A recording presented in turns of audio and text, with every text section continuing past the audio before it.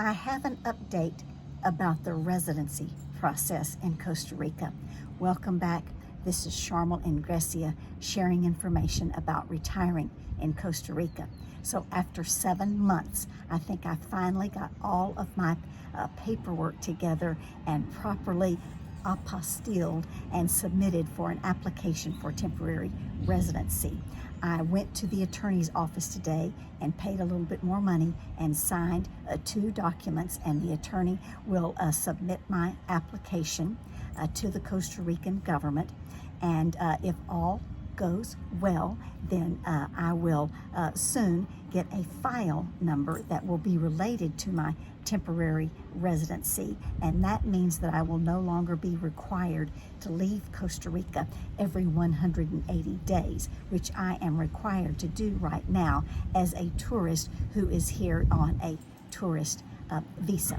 So I moved here 8 months ago, and I didn't decide for the first month whether or not I wanted to pursue temporary residency, but finally after a month I made that decision. So I've been working on that for about 7 months. So just so you know, you have to have a lot of documentation.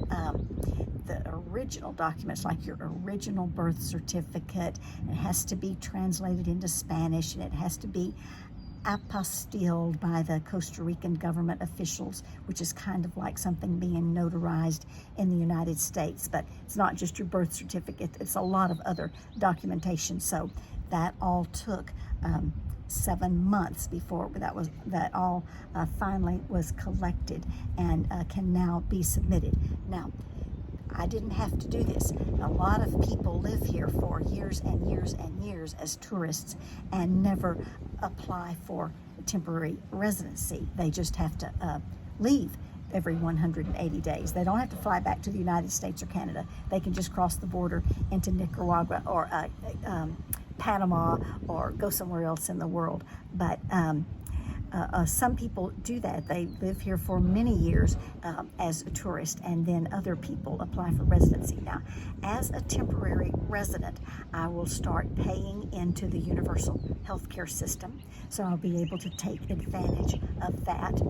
I will also have a card that I will use for banking and getting on the bus for free, although bus rides are very inexpensive, and there are some other advantages in case I want to get a loan for a house or a car or something like that, which I don't plan to do. But anyway, I'm just glad that I made it through that process. I stuck with it for all of those months, and so you know, I think it's probably a lot like the process that people moving to the United States go through when they are applying for residency or a citizenship. But I think it takes much, much longer than 7 months. I've heard that in the United States it can take 3 or 4 years just to go through the initial steps for the first steps of residency in the United States. And it also costs a lot more, which is unfortunate, because a lot of those people who are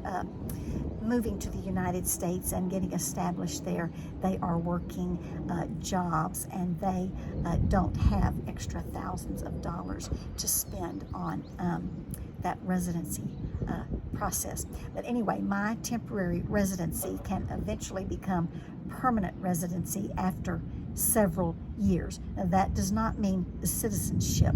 I probably will never be a citizen of Costa Rica. Some people do that, but I probably will remain a U.S. citizen who is living in Costa Rica.